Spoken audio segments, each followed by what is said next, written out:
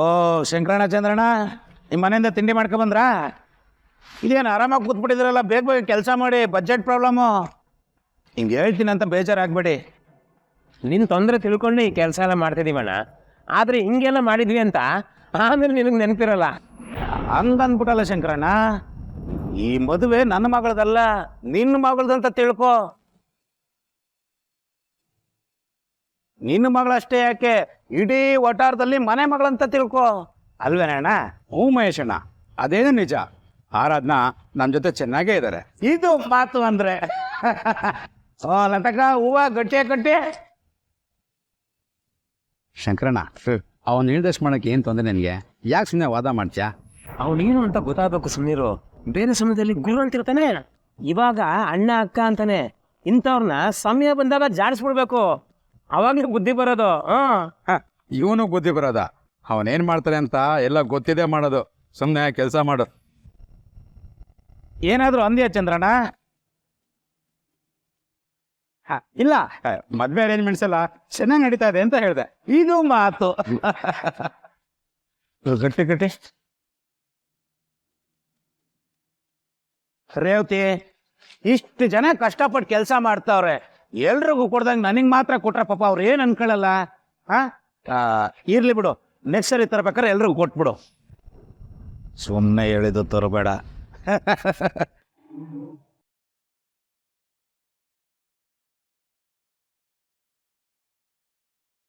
ಅಮ್ಮ, ಇನ್ನೊಂದು ದೋಸೆ ಕೊಡು. ದೋಸೆ ಅಂತೂ ತುಂಬಾ ರುಚಿಯಾಗಿದೆ. ಏನೇ ಆಗಿದೆ ನಿನ್ಗೆ? ನಿನ್ನೆ ಅವ್ರ ಅಕ್ಕ ಬಂದು ಹೋದಾಗಿಂದ ಒಂಥರ ಆಡ್ತಿದ್ಯಾ, ಏನಾಯ್ತು? ಇನ್ನೊಂದು ದೋಸೆ ಕೊಡಮ್ಮ, ತುಂಬಾ ಹಸುವಾಗಿದೆ.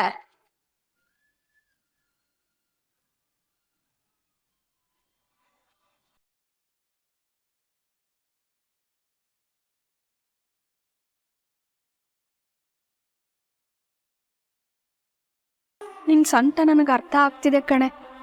ಮದ್ವೆ ಇಷ್ಟ ಇಲ್ಲ ಅಂದ್ರು ಇಷ್ಟ ಇದೆ ಅಂತ ಹೇಳಿ ಬಂದಿದ್ಯಾ ಅಂತ ನನಗೆ ಗೊತ್ತು. ನನ್ನಿಷ್ಟ ಅದೆಲ್ಲ ಒಂದು ಮ್ಯಾಟ್ರೇನಮ್ಮ. ನಾನು ಮದ್ವೆ ಆಗ್ತಿದ್ದೀನಿ.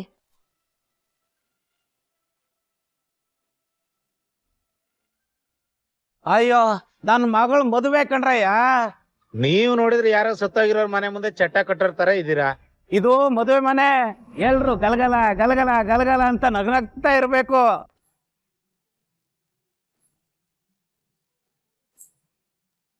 ಕೆಂಪಮ್ಮನವ್ರೆ, ಫಸ್ಟ್ ಟೈಮ್ ಚಪ್ರ ಹಾಕಿಸ್ತಾ ಇದ್ದೇನೆ. ಈ ಪ್ಯಾಟರ್ನ್ ಬೇಡ ಅಂದ್ರೆ ಬೇರೆನೆ ಹಾಕ್ಸ್ಬಿಡ್ತೇನೆ. ಮಹೇಶ್ ಸರ್, ಡೆಕೋರೇಷನ್ ಎಲ್ಲ ಚೇಂಜ್ ಮಾಡೋ ಪ್ಲಾನ್ ಎಲ್ಲ ಇಟ್ಕೋಬೇಡಿ. ನೀವು ಕೊಟ್ಟಿರೋ ಬಜೆಟ್ಗೆ ಇಷ್ಟು ಮಾಡ್ತಿರೋದೇ ಹೆಚ್ಚು.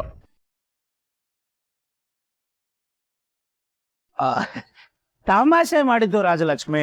ನಾನ್ ಕೊಟ್ಟಿರೋ ಬಜೆಟ್ ನನಗೆ ಗೊತ್ತಿರಲ್ವಾ? ನನಗೆ ದಾರ ತಂದಿದ್ಯಾ? ಕಟ್ಟ ಕೊಡು.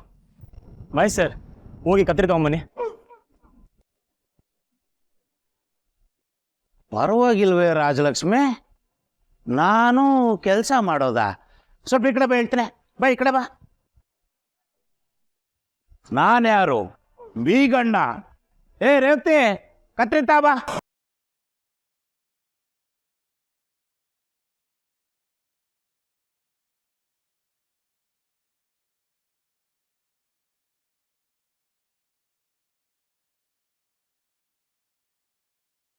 ಚೆನ್ನಾಗಿ ತಗೊಳ್ಳಿ.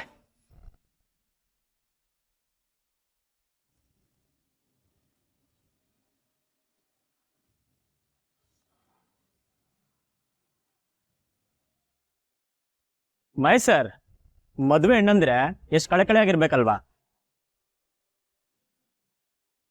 ಇಲ್ಲಿ ನೋಡಿದ್ರೆ ನಮ್ಮ ಆರಾಧನಾ ಮೇಡಮ್ಮು ತುಂಬಾ ಕೋಪದಲ್ಲಿದ್ದಾರೆ. ಅಯ್ಯೋ ಬಿಡು ರಾಜಲಕ್ಷ್ಮಿ, ಯಾವನೋ ಕಷ್ಟಪಟ್ಟು ಮದುವೆ ಮಾಡಿಸ್ತಾನೆ. ಈ ಉಳಿಗೇನು ಕೆಲಸ? ಬರೋದು ಅಸಾಮಣೆ ಮೇಲೆ ಕೂರೋದು, ಅಷ್ಟು ಮಾಡೋಕ್ಕಾಗಲ್ವಾ? ಯಾರೋ ಮಾಡಿಸ್ತಿರೋ ಮದುವೆಗೆ ಸಂಭ್ರಮ ಪಡೋಕೆ ಒಂದು ಯೋಗ್ಯತೆ ಅಂತ ಇರಬೇಕಲ್ಲ. ಸಂಭ್ರಮ ಪಡ್ಬೇಕಾ? ಪಡ್ತೀನಿ. ಕೆಲಸ ಮಾಡ್ಬೇಕಾ? ಮಾಡ್ತೀನಿ. ತಗೊಳ್ಳಿ ರಾಜ್ ಸರ್, ಕತ್ರಿ ತಗೊಳ್ಳಿ. ಇಷ್ಟು ನಕ್ಕಿದ್ರೆ ಸಾಕಾ ಅಥವಾ ಇನ್ನೂ ಜಾಸ್ತಿ ನಗ್ಬೇಕಾ?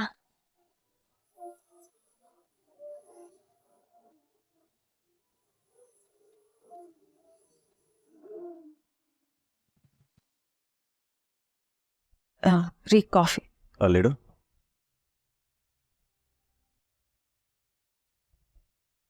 ಒಂದು ನಿಮಿಷ ಸಾವಿತ್ರಿ, ನಿನಗೊಂದು ಕತೆ ಹೇಳ. ಜನಪದರು ಹೇಳ್ಕೊಂಡು ಬಂದಿರೋದು. ಒಂದ್ಸಲ ಕರ್ಣ ಮತ್ತೆ ದುರ್ಯೋಧನನ ಹೆಂಡತಿ ಭಾನುಮತಿ ಇಬ್ರು ಪಗಡೆ ಆಡ್ತಾ ಇದ್ರು. ಪಗಡೆ ಆಟದಲ್ಲಿ ಕರ್ಣ ಪದೇ ಪದೇ ಗೆಲ್ತಾ ಇದ್ದ. ಅದೇ ಸಮಯಕ್ಕೆ ಎಲ್ಲೋ ಹೋಗಿದ್ದ ದುರ್ಯೋಧನ ಮನೆಗೆ ವಾಪಸ್ ಬಂದ. ಈ ಕತೆ ನನಗೆ ಯಾಕೆ ಹೇಳ್ತಾ ಇದ್ದೀರಾ? ಪೂರ್ತಿ ಕೇಳು.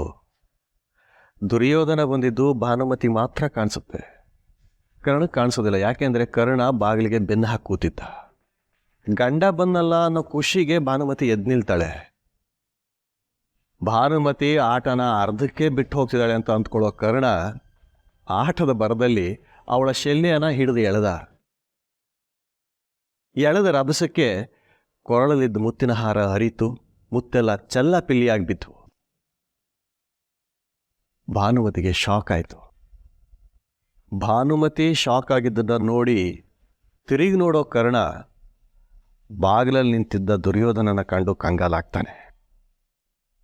ಸಾವಿತ್ರಿ, ಇಂಥ ಪರಿಸ್ಥಿತಿನಲ್ಲಿ ಸಹಜವಾಗಿ ಯಾರೇ ಆಗಲಿ ಕರ್ಣ ಮತ್ತು ಭಾನುಮತಿ ಬಗ್ಗೆ ಅನುಮಾನ ಪಟ್ಟೇ ಪಡ್ತಾರೆ ಅಲ್ವಾ?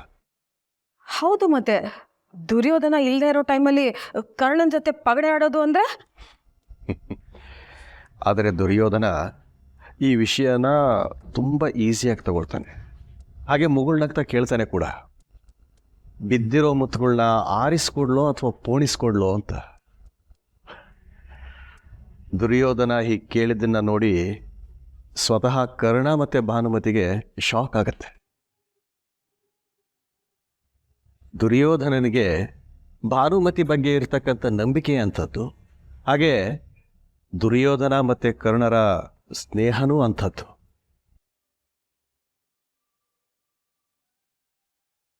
ದುರ್ಯೋಧನ ಕರ್ಣ ಮತ್ತು ಭಾನುಮತಿ ಬಗ್ಗೆ ಅಷ್ಟೊಂದು ನಂಬಿಕೆ ಇಟ್ಟಿದ್ದ. ದುರ್ಯೋಧನ ಮತ್ತು ಕರ್ಣರ ಸ್ನೇಹ ಎಷ್ಟು ವಿಶಾಲವಾದದ್ದು ಅಂದರೆ, ಯಾರು ಏನೇ ಹೇಳಿದರೂ ಅವರಿಬ್ಬರ ನಡುವೆ ಅನುಮಾನನ ಬಿತ್ತೋದು ಸಾಧ್ಯನೇ ಇರಲಿಲ್ಲ.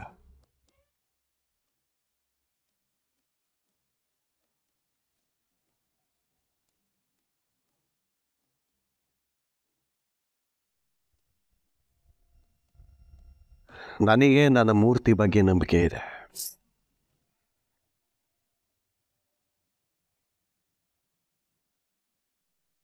ನಾನು ದುರ್ಯೋಧನ ಆಗೋದಕ್ಕೆ ರೆಡಿ.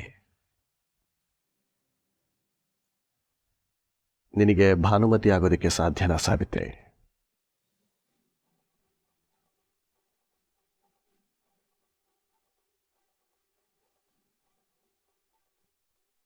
ಅಲ್ಲ ರೀ, ಈಗ ಯಾಕೆ ಹೀಗೆ ಕೇಳ್ತಾ ಇದ್ದೀರಾ?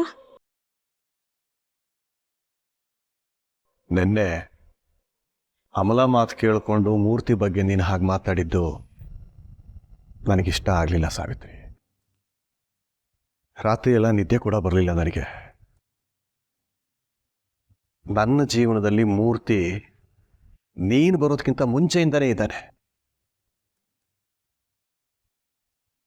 ಅವನೇನು ಅಂತ ನನಗೆ ಚೆನ್ನಾಗಿ ಗೊತ್ತಿದೆ.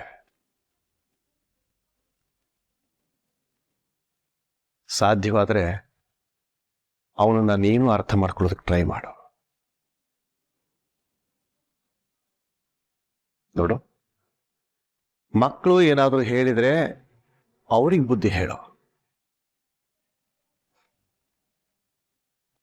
ಅದನ್ನು ಬಿಟ್ಟು ಏನು ಗೊತ್ತಾಗದವಳ ಥರ ಎಲ್ಲ ರಿಯಾಕ್ಟ್ ಮಾಡಬೇಡ. ಅಲ್ಲ ರೀ, ಮೂರ್ತಿ ನೆನ್ನೆ ನೋಡು, ಮೂರ್ತಿ ಏನೇ ಮಾಡಿದ್ರು ಅದು ನನ್ನ ಮತ್ತೆ ಈ ಮನೆ ಒಳ್ಳೇದಕ್ಕೆ ಮಾಡಿರ್ತಾರೆ.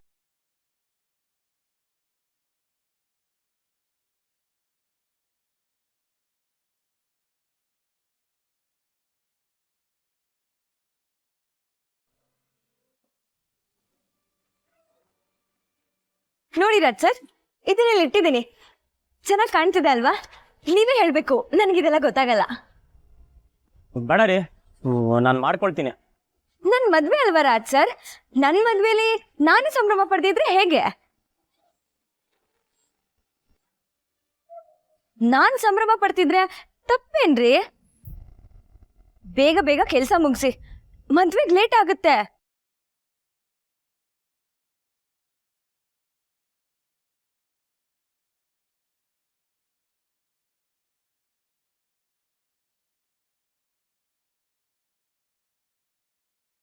ಇವಳ ಸಂಕಟ ಈಗ್ಲೂ ಅರ್ಥ ಆಗದೆ ಇರೋರಿಗೆ ಕಣ್ಣಿಲ್ಲ, ಕಿವಿ ಇಲ್ಲ, ಎಲ್ಲ ಇತ್ತು. ನಾನು ಹೃದಯ ಇಲ್ಲದೆ ಇರೋ ಹಾಗೆ ನಿಂತಿದ್ದೀನಿ. ಇದನ್ನೆಲ್ಲ ನನ್ನ ಕಣ್ಣಲ್ಲಿ ಹೇಗ್ ನೋಡೋದು ನನಗೆ ಅರ್ಥ ಆಗ್ತಿಲ್ಲ.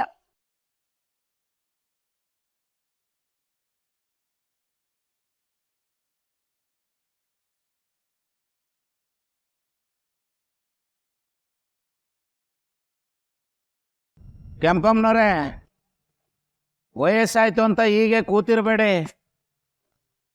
ಮದುವೆ ಊಟ ನಿಮಗೂ ಇರುತ್ತೆ. ವಯಸ್ಸಾಗಿದೆ ಅಂತ ಊಟ ಬಿಟ್ಬಿಡ್ತೀರಾ? ಸುಮ್ಮನೆ ತಮಾಷೆ ಮಾಡಿದ್ದು, ಆಮೇಲೆ ಬೇಜಾರು ಗೀಜಾರು ಮಾಡ್ಕೊಬಿಟ್ಟಿರಾ? ಈ ಮಹೇಶ ಹಂಗೆ ನೇರವಾಗಿ ಮಾತಾಡ್ತಾನೆ, ಶುದ್ಧ. ಒಳಗೊಂದು ಹೊರಗೊಂದು ಇಲ್ಲ, ಎಲ್ಲ ಕಡೆ ಒಂದೇ. ಹ್ಞೂ ಕಣಪ್ಪ, ಒಳಗಡೆಗೂ ಅದೇ, ಹೊರಗಡೆಗೂ ಅದೇ. ಶುದ್ಧ. ಆಯ್ತಾಯ್ತು, ಮದುವೆ ಊಟಕ್ಕೆ ಬಾ. ಚಂದ್ರಣ್ಣ, ರಾಜ್ ಸರ್ ಇದನ್ನೆಲ್ಲ ಮಾರ್ಕೆಟಿಂದ ತುಂಬಾ ಕಷ್ಟಪಟ್ಟು ತಂದಿದ್ದಾರೆ. ನಾವ್ ಹಾಳು ಮಾಡಬಾರ್ದು. ಏನ್ ಶಂಕರಣ್ಣ ಹಾಗೆ ಕುತ್ಕೊಂಡ್ಬಿಟ್ಟಿದ್ದೀರಾ? ಬೇಗ ಬೇಗ ಕೆಲ್ಸ ಮುಗಿಸಿ. ಮದ್ವೆ ಅರೇಂಜ್ಮೆಂಟ್ಸ್ ಎಲ್ಲ ರಾಜೇ ನೋಡ್ಕೋತಿರೋದು. ಚೆನ್ನಾಗಾಗದೆ ಇದ್ರೆ ಪಾಪ ಅವ್ರಿಗೆ ಕೆಟ್ಟ ಹೆಸರು.